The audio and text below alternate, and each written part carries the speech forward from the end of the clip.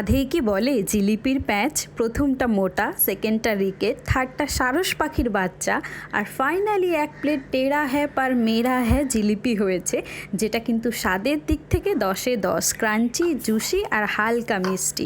চলো দেখে নিই কীভাবে বানালাম। কাপ চিনি, হাফ কাপ জল আর 1 চিমটে কেশর দিয়ে চটচটে হওয়া অবধি ফুটিয়ে নিচ্ছি। 1 কাপ ময়দার সাথে 1 চামচেরও একটু কম ইনো আর 1 চামচ ঘি দিয়ে ভালো করে গুলে তাতে 1.5 গ্লাস মতো ঠান্ডা জল দিয়ে একটা পাতলা ব্যাটার তৈরি করে নিচ্ছি। এই ব্যাটারটাকে একটা প্লাস্টিকের বোতলে ঢুকিয়ে ছিপিটা ফুটো করে তাতে গোল গোল করে জিলিপি দিয়ে দেব। এই প্রসেসটা আসলে কাউকে শেখানো যায় না, আমি নিজেও শিখছি, তবে একটু বাঁকাচোরা হলেও সমস্যা নেই, স্বাদের দিক থেকে একদম পারফেক্ট হবে।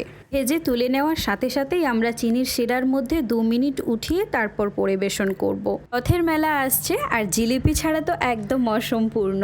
ভালো খান, ভালো থাকুন, টাটা।